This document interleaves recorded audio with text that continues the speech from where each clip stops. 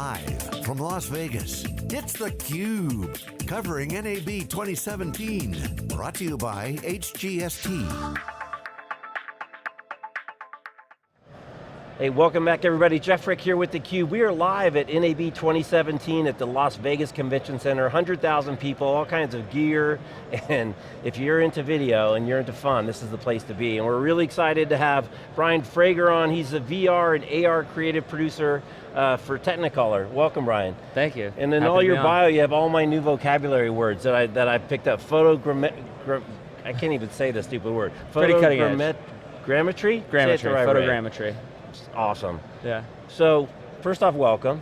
Thank you. You've been doing this VR thing kind of since the beginning, early days.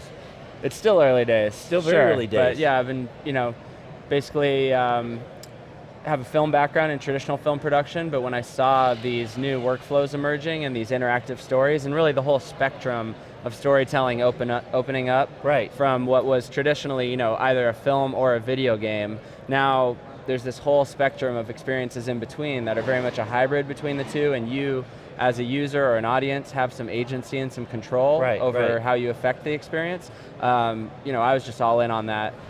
So took a deep dive into coding and development and the game engines, and landed at Technicolor within the last few months. And that's really the volumetric video kind of response to, right? Because you're creating a space, or correct me if I'm wrong, and then now you interact. Interact in that space. Exactly, so you're building a whole environment, and the idea is that the user, rather than most 360 experiences that we're seeing right now that are being shipped as VR, are really just from a fixed point. Right. And so even though you can look around, and that's a little bit innovative, it's still very restrictive in how you can interact with the space. And so, yeah, we focus on real-time rendered game engine experiences where you build the entire environment, and so really you as a user can go walk around the whole room, look at anything, inspect things, and you just have a lot more freedom to explore. And then on the storytelling aspect of that, how does that now get stitched into what's basically kind of a video game engine? Yeah, that's a great question. It is a paradigm shift because rather than dictating the sequence of events or the linear story and force feeding it to an audience, you're really creating an open world. And you want to design it in a way where they still take away a narrative experience, or at least some kind of experience from it. But you need to give the user freedom to navigate that world however they see fit. And so it's about a lot of play testing, to be honest, to get early iterations out into users' hands and to see what their instinct is. You have an idea for how they're going to consume something, but until you see someone in the experience and see what their impulse is and what they want to interact with, then you can build towards that. And so it's a more iterative process that's more akin to game development. Yeah. Leonard, you can share any funny stories or surprises or something where you thought somebody was going to go left and they went right, just completely counter to what you built into your script, if you will. Yeah, oh man. Funny experiences. So we've been to a few festivals. We premiered it at Sundance and then at South by Southwest, so we've put hundreds of people through it. And there's one character that's very anthropomorphized, and we had an idea that people would like to interact with it, but the minute it shows up, there's people getting on the ground next to this little water buffalo, and he's just kind of chilling and looking around, and there's people like sitting next to him and trying to pet him and do all kinds of things, and you realize, people just, once they feel immersed in a space, and they find something that they can emotionally connect with, they just want to hang out there and spend time, with that as like a microcosm of the experience. So we added some little, interactive elements to him, so that was an insight. And then actually the funniest was when I showed it to my mom for the first time. They don't totally understand this new world. And a character appeared, and then she happened to be standing, you never know where the user's going to be standing in these paths, so she happened to be standing directly in the path where the character was going to run. And so she turns around and sees the character and it just starts running straight at her, and she just screams and throws the controller. And the character just goes right through you, but that immersion, you feel like you're about to get hit by something. So, a lot of us have played, I've got the Samsung, thing I put my Galaxy in.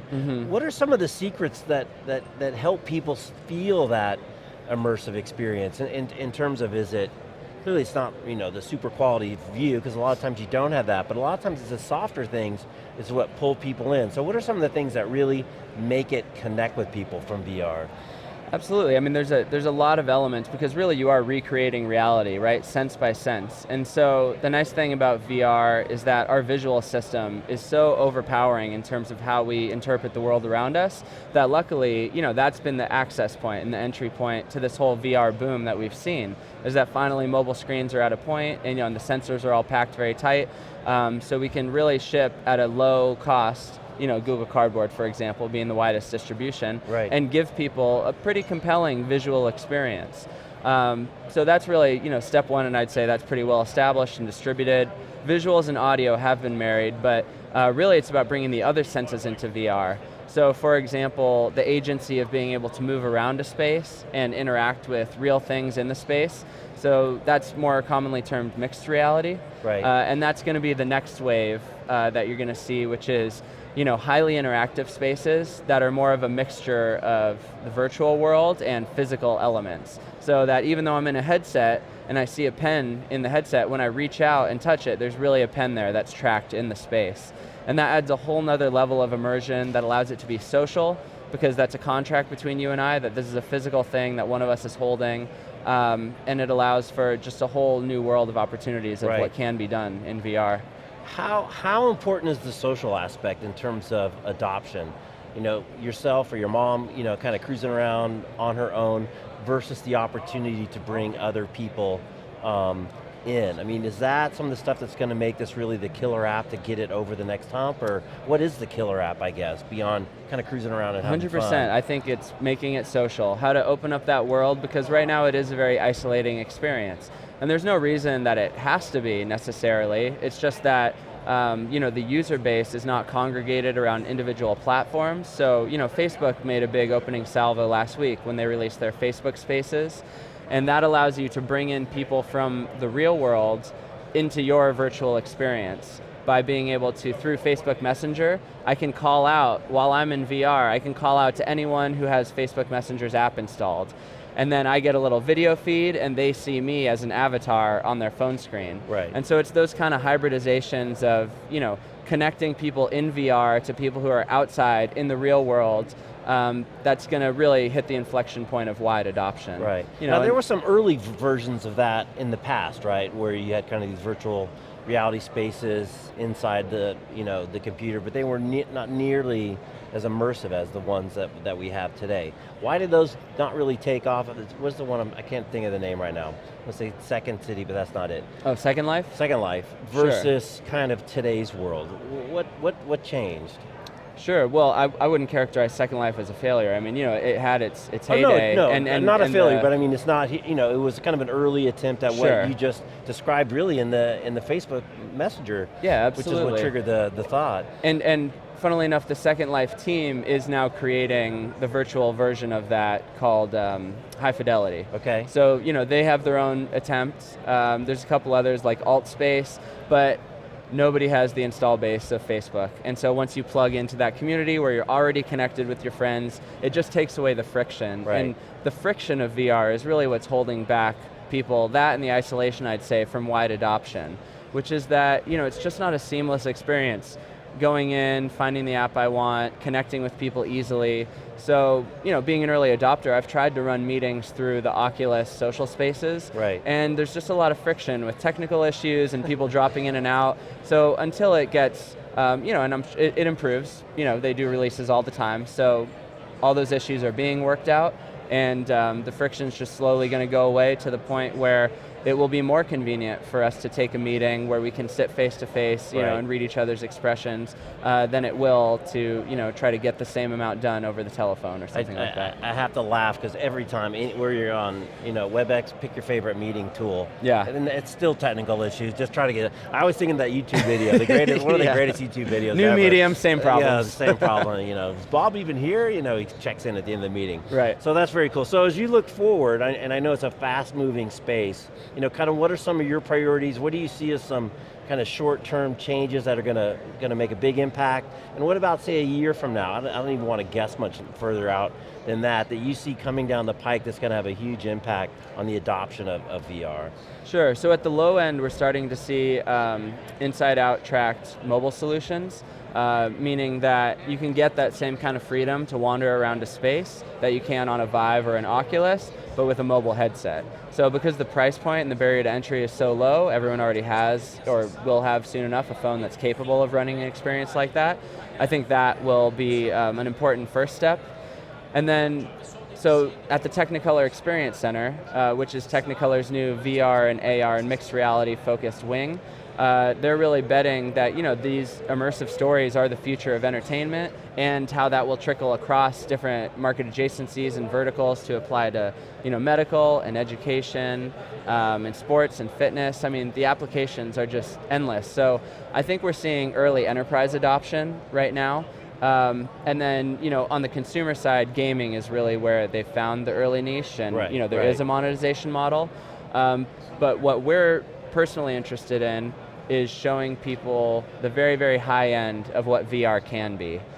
Because once we show them the high end, they have a compelling reason to familiarize themselves with whatever it can be to them today. And so we're working on very high fidelity tracked spaces where we're social and networked, and we can be geographically together or remotely beamed in together, but we feel embodied in that space in a way that's more immersive than currently available in terms of being able to move limbs and interact with the objects around us. So that's kind of what we're trying to prove out at Technicolor, is how do we build high-end entertainment experiences around those kind of technical infrastructures that are not widely deployed today, but they will be coming. And I think for monetization on those models, you're going to see a lot of installed spaces that people will hopefully flock to get these high-end experiences. So what's your favorite high-end experience right now? Well, I did get the chance to do the Void, the Ghostbusters VR experience after Sundance, and that was pretty incredible. It was a lot of fun. Just because you're in it with someone else, it's kind of like a new version of laser tag. And so it can apply to other areas. That was just kind of a shooter game, but just that kind of shared experience where we are both in the space together, and we just know that we're getting access to this virtual world that no one else is seeing, is a really special thing. Yeah, it's just amazing how powerful the social aspect is to all these things. So to really... You want to talk about it with people. You want to talk about it, you want to do it with somebody, you want to share it, right? It's really just such a powerful and impact. I think even on the mobile side, that will help open up the world a lot, because right now, if it's on a Vive or an Oculus, you can plug it into a monitor or a TV and I can see what you're doing in it. Right. And so that's easy enough for me to feel like I'm at least participating in your experience. But when you're in mobile right now, you're pretty much locked in, and I really have no idea what you're doing in the experience.